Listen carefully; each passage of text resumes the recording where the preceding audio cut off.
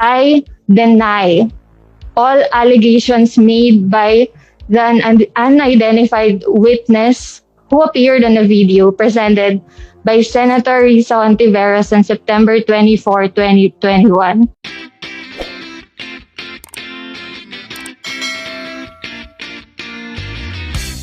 Why did you seek the protection under the House of Representatives? Mr. Chairman, as indicated in my letter, I want to speak freely without undue influence from varying sources. Do you have anything to say to this committee? Mr. Chairman, I prepared an opening statement. May I be allowed to read it? Okay, 10 minutes. Please proceed. Good morning. I am Krizile Grace Mago, a former employee of Pharmally Pharmaceutical Corporation. To begin, I extend my gratitude to the House of Representatives Committee on Good Government and Public Accountability for graciously allowing me time to make an opening statement and for having me under their protective custody. I am here to address a few points. First, I confirm that the official statement dated 28th of September 2021 was issued by me. I apologize for going off the radar for a few days. I simply needed time to breathe and to process everything that had just transpired. I also extend my gratitude to all those who expressed concern over my safety and well-being. I am here, I am alive, and I am safe. Thank you very much. Let me also share a few sentiments that I have harbored for quite some time. As a shy and socially awkward person, the past 2 months have been difficult for me, which has been exacerbated by my involvement in the ongoing investigations where I was invited as one of the resource persons. While testifying before the Senate Blue Ribbon Committee last September 13, 2021, I was questioned about the specifics of Pharmally's first contract with PS-DBM. It was extremely traumatic for me.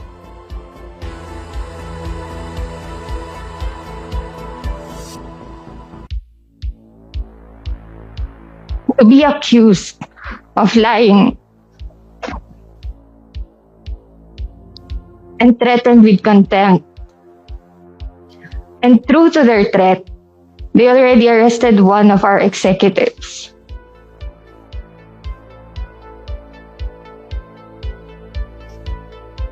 Personally, I was perplexed on how I could be perceived as a liar when I was simply answering questions directly based on the information that was reflected on our records, and I even willingly submitted the documents upon request.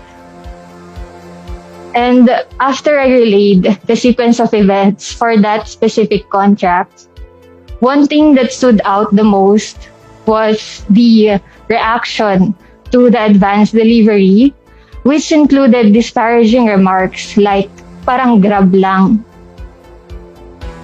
I do recognize that each and every one of us are entitled to our own interpretation and reaction to every revelation made during the hearings. And while I personally agree that delivery made before issuance of a purchase order was unusual, we should not overlook the fact that this took place during an unprecedented time. I personally struggled to purchase face masks at that same time for personal use.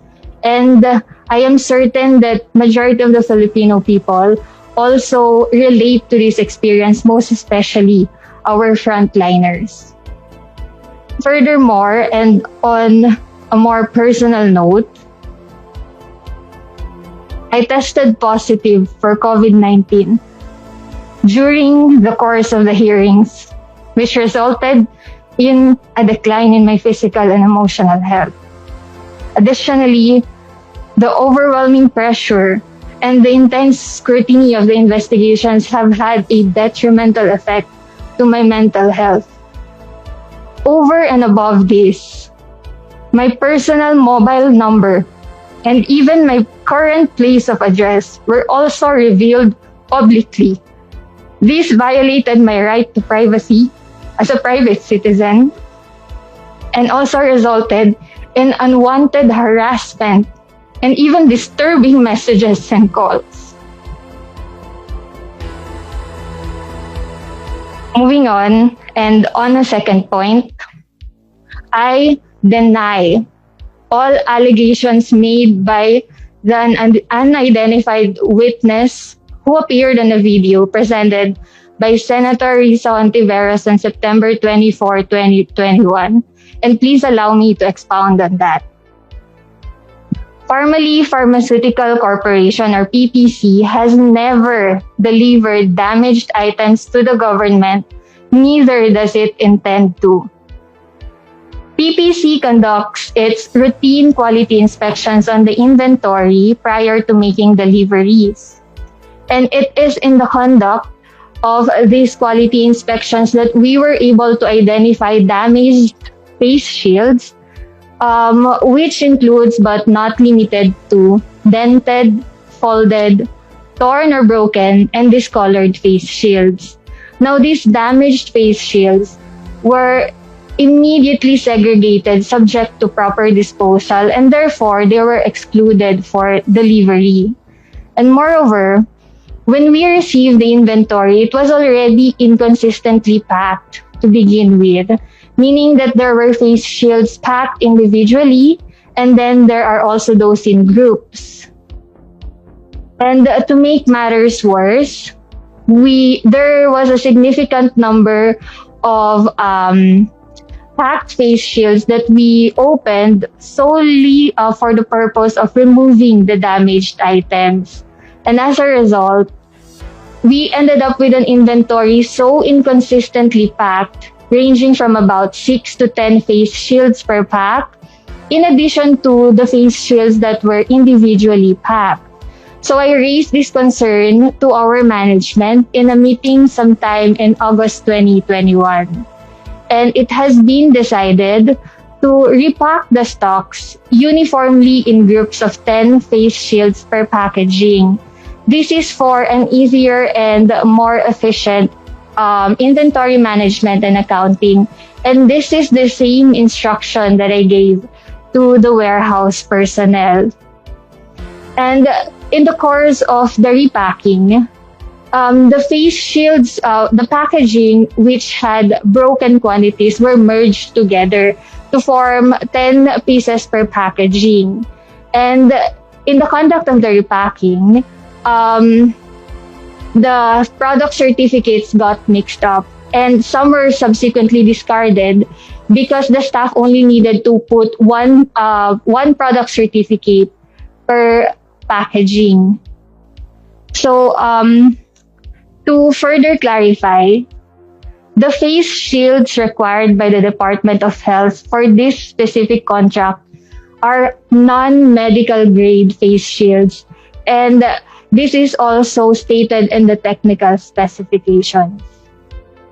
Third point, regarding my previous testimonies on the questions pertaining to swindling the government, I do admit that it was a pressured response. Given the amount of pressure that I was under at that time, and even the rush of emotions associated with the allegations made and my subsequent admission, I was not in the proper frame of mind to think clearly. At that time, to be honest, what I considered was the fact that we already delivered a portion of these face shields containing the mixed product certificates to the Department of Health. But after the Senate hearing, and after I evaluated my answers or my testimonies, I realized that the face shields that we partially delivered to the Department of Health have not been inspected. Hindi pa po siya na-inspect and na-accept ng Department of Health. So hindi pa rin po siya na-allocate and distribute sa mga end users. And in addition, wala pong natanggap na bayad ang Pharmally from the Department of Health for this partial delivery. So I hope that this clarifies the situation. Finally, in light of the information presented, I thank you for your time and interest, and I welcome any questions that you may have. Thank you, Ms.